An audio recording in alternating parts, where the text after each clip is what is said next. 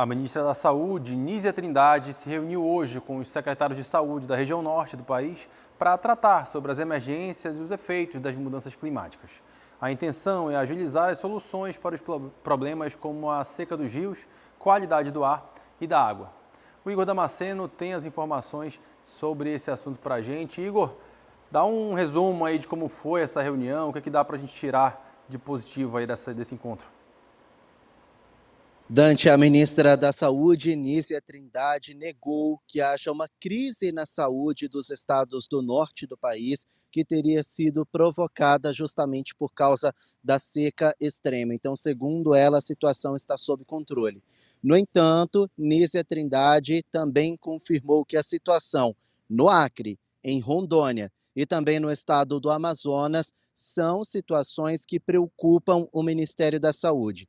Primeiro, porque o ar nesses 3 estados é considerado insalubre e tem levado pessoas até os hospitais, estão internadas por conta de problemas respiratórios provocados pela má qualidade do ar nesses 3 estados. Ou seja, os hospitais estão começando a ficar superlotados e por causa dessa situação. Nízia Trindade descartou um colapso na saúde do Acre, de Rondônia e também do Amazonas, mas ela disse que a situação é preocupante. No Amazonas ainda tem um agravante. Aquelas cidades mais afastadas de Manaus, que dependem dos rios para ter acesso a mantimentos, já está começando a faltar medicamento nessas cidades, ou seja, há um agravante na saúde desses locais. Por isso, Nízia Trindade confirmou o envio de agentes da Força Nacional do SUS, o Sistema Único de Saúde. São médicos e enfermeiros que estão capacitados justamente para atender pessoas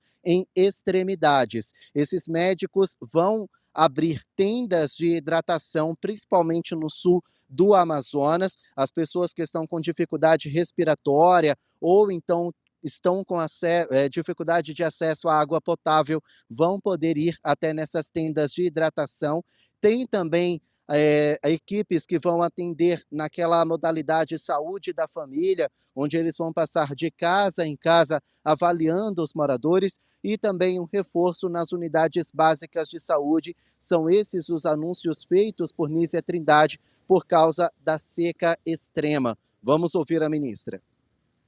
Hoje, por exemplo, na reunião CIT, aprovamos uma macro-região interestadual. Então, isso é uma outra realidade que nós discutimos aqui também, né? Os secretários colocaram a possibilidade de pensarmos também essa integração para além dos estados, regiões de saúde que promovam, né, essa união, e dessa forma nós possamos ter mais facilidade de usar as políticas, no caso as políticas de saúde, nossos programas, olhando dessa maneira mais inovadora, digamos, mais integrada, e isso a gente só consegue com muito diálogo, com muita coordenação, com muito empenho também e celeridade, né? Assim como fizemos no Rio Grande do Sul. A minha determinação aqui no Ministério da Saúde, que é a determinação do presidente Lula, é tudo aquilo que nós pudermos agilizar do ponto de vista do que é a programação do Ministério, a habilitação de serviços nessas regiões, o que for necessário. Bom, a gente sabe que mais de 50% dos moradores do Amazonas se concentram aí em Manaus, na região metropolitana de Manaus, mas ainda de acordo com o Ministério da Saúde, o foco nesse momento é o sul do Amazonas, que está numa situação ainda pior. A gente vai seguir acompanhando, Dante. Tá certo, Igor. Obrigado aí pelas suas informações. Uma ótima noite para você. Agora, chama muita atenção a gente ver a ministra Nízia Trindade falar em celeridade, em agilizar os processos. A gente está no final de setembro. A ministra Nízia, ela é uma referência na pesquisa, ela tem conhecimento muito amplo na sua trajetória acadêmica como pesquisadora. É alguém que deveria saber, certamente sabe, né? Mas enquanto está sentada na cadeira de ministra, é alguém que sabe, tem que saber da importância e tem que tomar a iniciativa de minimizar esses efeitos. Essa seca que a gente está vivendo agora, essa estiagem, não é surpresa para ninguém. A gente que está aqui no Amazonas sabe que isso ia acontecer.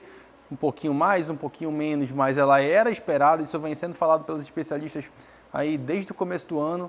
Não dá para você chegar no final de setembro e falar em agilizar, em celeridade, quando a gente já tem aí diversas cidades isoladas.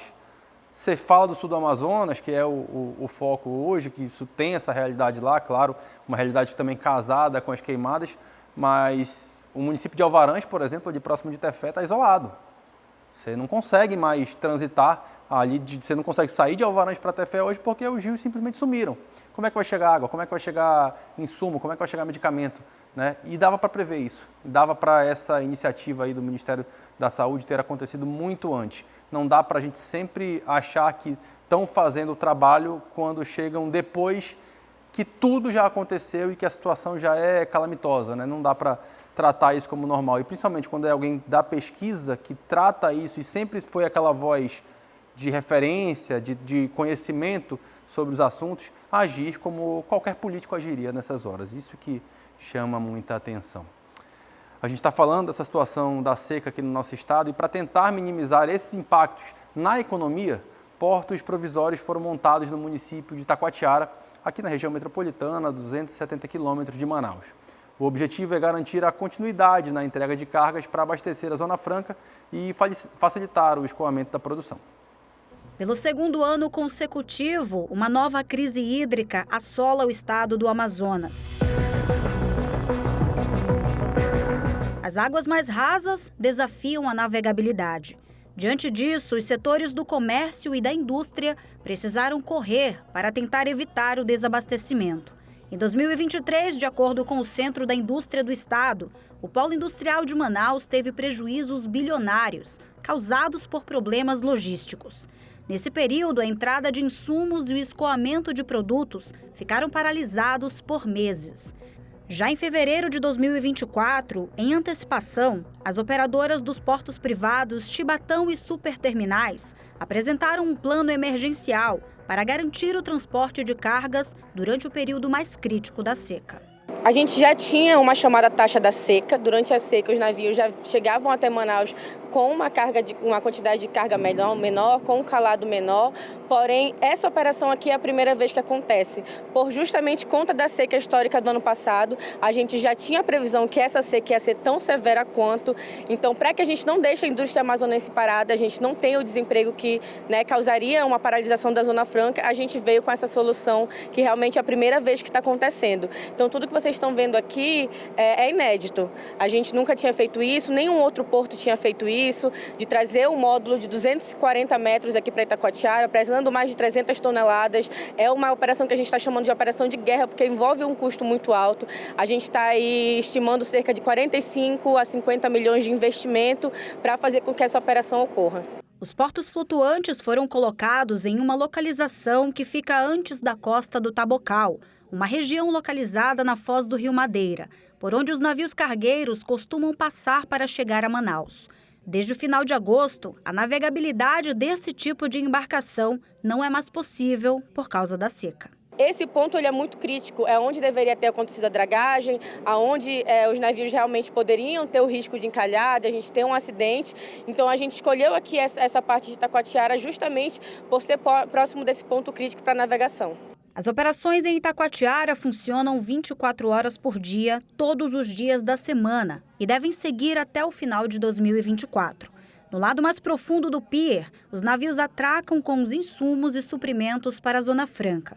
E do lado mais raso, as balsas recebem as cargas que seguem para a capital amazonense. Um trajeto que dura entre 18 e 24 horas. A gente trouxe, para além de bens e consumo, matéria-prima, tudo que serve para produzir na zona industrial de Manaus, seja desde plástico, passando por bens eletrónicos, no geral, assim como da cadeia de refrigeração, tá? Nós não vamos desabastecer a população quanto a isso. Aqui em Manaus, a operação continua. De um lado do pier, as balsas que chegam de Itacoatiara com os insumos são descarregadas aqui no porto. E do outro lado, contêineres com produtos da Zona Franca de Manaus são colocados nas embarcações para fazer o caminho de volta até Itacoatiara, abastecer os navios cargueiros e seguir viagem para o restante do país. Com isso, está mantida a regularidade não há nenhum problema a não ser esse atraso de 24, 48 horas, que é mínimo diante dos prejuízos que nós tivemos no ano passado, de demorar 60 dias, 90 dias, 150 dias. Portanto, a crise, nesse aspecto, ficou para trás. E foi anunciado hoje um plano de ação do governo do estado para combater os efeitos da estiagem e da vazante severa nas regiões mais críticas do Amazonas. A preocupação maior é com a ingestão de água contaminada nos locais onde não há mais acesso à água potável. O anúncio foi feito nesta quinta-feira pelo Comitê de Enfrentamento à Estiagem no Amazonas do governo estadual. Um levantamento apontou que as comunidades com mais dificuldade no acesso à água potável estão no Alto Solimões, Purus, Juruá e até Baixo Amazonas. Em muitas regiões, há relatos de famílias doentes por beberem lama. O plano de ação do estado é instalar um novo sistema de microabastecimento de água em 600 pontos estratégicos, mais perto possível de cada comunidade afetada. Assim, o morador pode se deslocar de rabeta até a estrutura e ter acesso à água potável. Uma outra ação, uma outra medida é distribuir novos purificadores de água.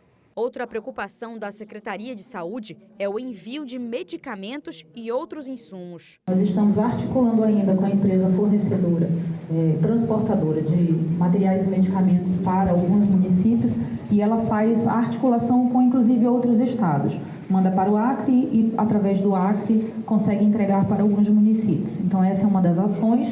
Outra é o apoio junto ao governo, Casa Militar e às Forças Armadas para o envio também de medicamentos e materiais. Outras medidas para reduzir os impactos da estiagem vão ser antecipar 2 parcelas do auxílio estadual permanente.